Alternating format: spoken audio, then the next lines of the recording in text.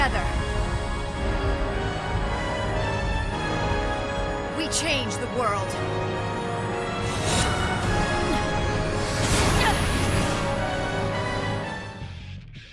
Hello everyone, it's your boy Theo here with a Shinryu zero-turn attempt featuring Leila, Porom and Laguna. This strategy is fairly simple, but we do need to tinker with some speed passives before entering the fight to allow the enemies to get the first turn and have Leila's gimmick going right from the start. So Leila has two of her speed passive removed, buff speed up and buff attack speed up. Laguna has two as well. One is the weapon passive called the Seize Blessing, and the other is a buff boost speed up. If you've never traded for Laguna's special 15 CP weapon, then you won't have this Sea Blessing passive. Porom has 4 removed: Busy Little Girl, Cry Lite, Mysidian Brilliance Lite, and Light Arts boost speed up. Wow, that's quite a mouthful. So yeah, once that's done, the fight becomes quite straightforward, but it's also incredibly sluggish. My full run actually takes about 35 minutes to complete, and I think I played quite fast, all things considered. So for this video, I'll just cut straight to the interesting part. So here, the enemy's force time is about to expire, and once it hits 0, we'll enter summon right away, and then switch out Porom to the Kain friend unit. This sequence must be done exactly like this to allow the enemy turns to align immediately after summon ends, and more importantly to allow Porom to hold on to her free turn from Leila's effect. So when she returns, she won't tick up the turn count.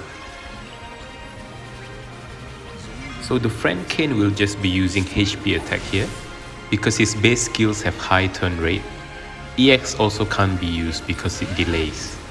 LD is a bad button as well because Kain will push someone's turn out of summon.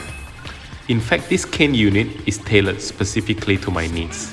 He also has some speed passives removed as shown on screen. Once we are out of summon, the enemies will immediately take a turn and Leila will activate her party free turn gimmick again. It's now safe for Kain to activate BT, followed by Laguna's own BT to start the combo going. By the way, if you're not aiming for a 0 turn or low turn count run, this team is still a very strong low budget option. Leila and Porom will provide close to 100% safety against the enemy's force time and attacks. Add your best DPS as the third unit, pick up Kain FR friend and just pummel away. You will likely be able to finish within 55 turns, but do be warned that the fight is going to take a while with this method. On Kain's next turn, activate FR immediately, and afterwards his overhead should be maxed, just in time for him to immediately double jump. And now the fun begins. Desperado has fantastic synergy with Kain's FR condition. Each Desperado trigger will increase the HP damage bonus by 5%, and we can incorporate Ace and Size calls to trigger more Desperado procs per turn. The HP damage bonus will rack up quite fast this way. If you are interested in the actual Size Laguna combo application, do check out the runs by Destroth and Mihara. I'll put a link to their videos in the description below. Even the so-called worst FR can produce crazy results when we build our teams around it. So don't listen to the naysayers too much. If you want Kain's FR yourself, then go and get it. He will carry you through this cycle in the minimum, and possibly many more in the future. If you want to try out the Desperado Size and Ace call trait yourself, remember to stagger the calls. You don't want their follow-up to overlap because it won't trigger additional Desperado, and you will lose out on the extra 5% HP damage bonus. The rule of thumb is to apply the next trap once the existing trap has only one turn of debuff duration left. This way, we'll get a continuous chain of traps without wasting any efficiency. If you are using Size and Laguna in the main party and you need to switch someone out, Laguna might be the better option to switch out. Desperado will still do alright damage without Laguna in the field, but Tenacious Vortex damage will drop significantly. And take note that Size's Tornado will not activate on the turn of LD application. So ideally, you will want to apply a fresh set of LD debuff before activating FR.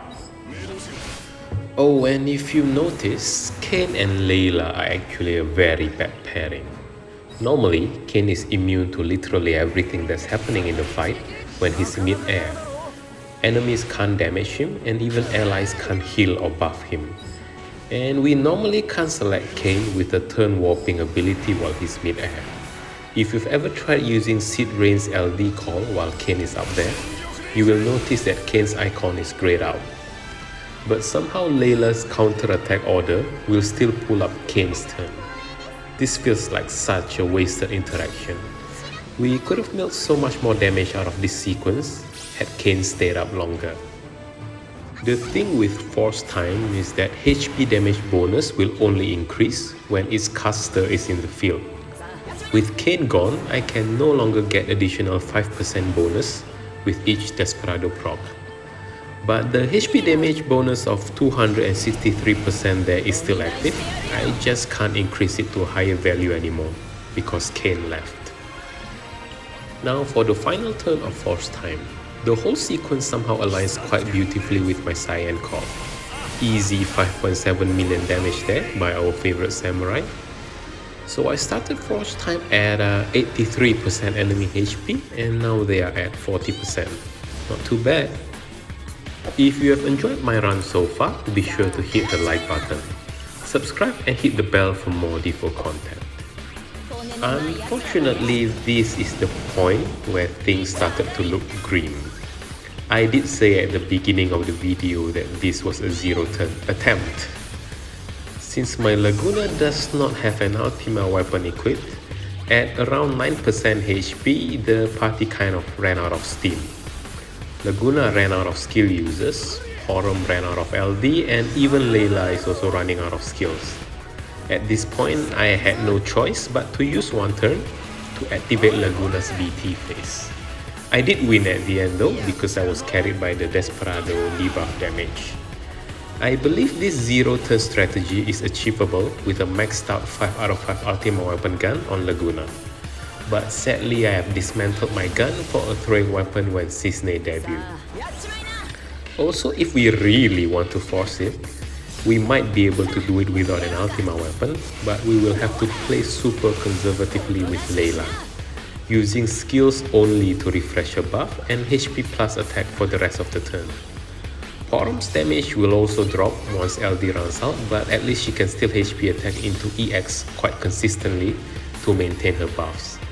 But this method is just way too long. Even with 9% HP left, the enemies still have around 5 million HP. Simply doing HP attacks are going to take ages. So there we have it, my zero-turn attempt that turned into a one-turn clear of our first Shinryu event. Thank you for watching and I'll see you in the next one. Bye bye!